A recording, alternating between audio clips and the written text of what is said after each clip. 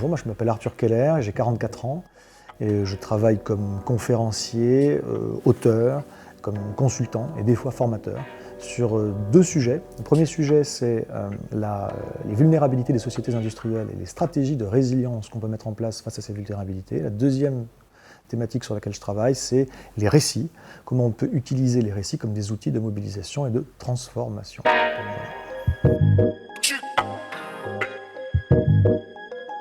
Déjà, l'effondrement, ou plutôt peut-être les effondrements.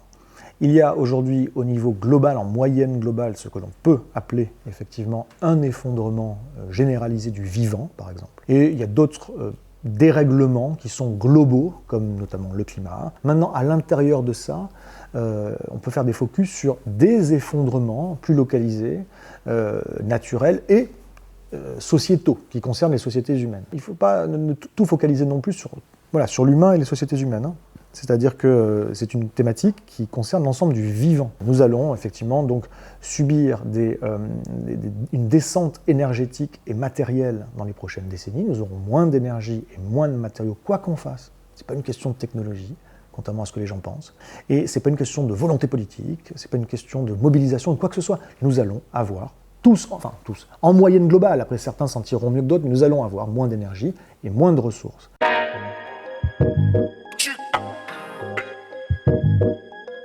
Ma définition à moi, c'est que c'est un processus. De toute façon, c'est un processus, un effondrement. C'est pas un événement. C'est quand l'effondrement? C'est mardi prochain à 13h30. Non, c'est pas ça.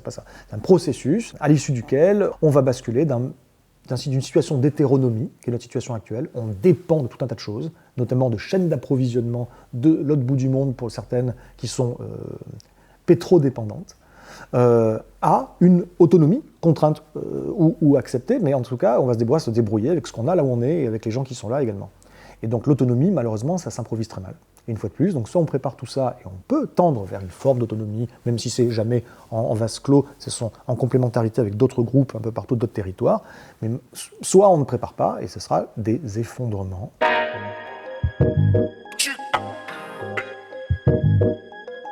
Alors, en deux parties. La première partie, c'est une considération générale. Effectivement, je dis qu'il faut faire des choix, mais je parle de choix essentiellement collectifs, d'accord ? Donc ça peut être des choix au niveau politique, plutôt politique local. D'ailleurs, dans cette perspective-là, les municipales en 2020 sont des élections absolument clés, peut-être plus encore que la présidentielle, parce que tout va se jouer, ou tout devrait se jouer au niveau territorial. On doit se poser des questions déjà sur pourquoi je vis, pourquoi je me lève le matin, pourquoi je vais bosser, pourquoi j'ai ma boîte, pourquoi j'ai ceci, j'ai cela. Et si c'est juste parce qu'il faut payer le loyer, et puis faire les courses, et puis c'est un peu triste. Et je comprends bien qu'il y a plein de gens qui sont là-dedans. Mais c'est triste, c'est ça le but de la vie. Et une société, c'est quoi le but quand on a une boîte, c'est quoi? C'est faire de la croissance, faire du fric. C'est ça le but. Donc, à un moment, j'encourage tout le monde à faire un temps mort, au moins dans sa tête, et à se dire, mais c'est quoi que je veux vraiment? Et puis, c'est quoi les limites? Et puis, c'est quoi nos vulnérabilités? Mais c'est quoi nos forces, nos atouts, nos richesses, notre diversité qui peut être une richesse? Et comment, ensemble, ensuite, on fait naître, au niveau local, territorial, des projets qui font sens, qui nous rendent plus proches, dans des réseaux de confiance, qui fait que, si jamais ça devait un jour se produire, ce que je raconte par ailleurs, à savoir cette descente énergétique et matérielle qui va être difficile à gérer, et bien qu'on est plutôt dans un système où on a confiance dans ses voisins, parce qu'on les connaît, on a déjà discuté avec eux de ces choses-là, plutôt que dans un système où tout le monde se méfie de l'autre, et où ça peut partir en chaos parce que les gens ne se font pas confiance. Les choix, c'est quoi?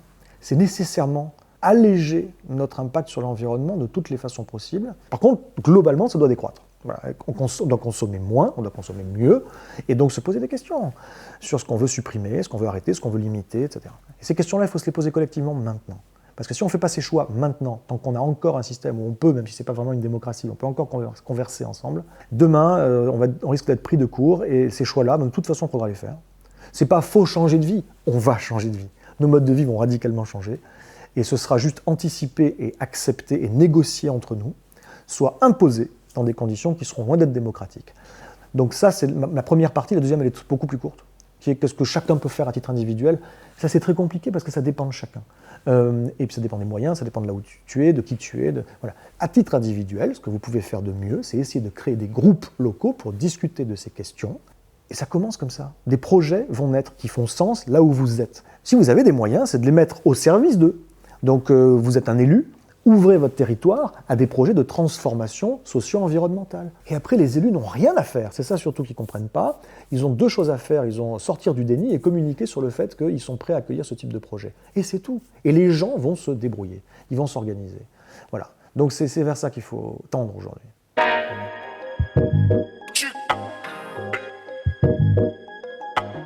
On croit souvent, et on aime peut-être même à croire, parce que ça nous arrange peut-être bien aussi, mais moi je ne peux rien faire. Mais du coup, je ne fais rien. C'est une façon de justifier une inaction. La réalité réelle, c'est que ça ne peut venir que du bas. Il faut créer une alternative. Donc, le faire concrètement, montrer concrètement sur les territoires des choses, des autres façons de vivre, des autres façons d'être au monde, d'être les uns avec les autres, avec le reste du vivant, etc., d'autres valeurs, d'autres cultures, il faut le faire.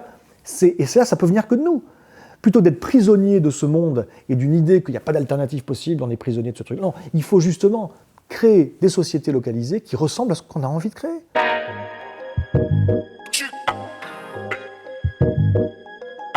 Je ne veux pas m'entendre dire que je suis un pessimiste. Si j'étais pessimiste, je ne serais pas là. Je ne serais pas mobilisé quelque part pour ces questions-là. Moi, je suis un optimiste de plein de choses. Je suis pessimiste pour ce monde tel qu'il existe, mais il y a plein d'espoir à avoir sur d'autres choses. Donc il ne s'agit pas surtout, il faut arrêter ça, de caricaturer les gens qui, sous prétexte qu'ils nous présentent des perspectives d'effondrement plausibles, tout à fait rationnelles, dire que ces gens-là suscitent la panique, ou que ce sont des pessimistes, ou qu'il n'y a plus d'espoir. Il n'y a plus d'espoir. Comment ça? Parce que si ce monde-là n'est plus durable, il n'y aurait plus d'espoir du tout, ça veut dire qu'il est impossible de mettre des espoirs ailleurs. Il faut sortir de ça. Il y a des alternatives, il faut qu'on les construise. Donc, vous avez plein d'espoir à avoir, pas dans la continuation de ce mode de vie, mais dans l'invention de nouveaux modes de vie. Vous ne serez plus dans la peur. Au contraire, ça va vous libérer.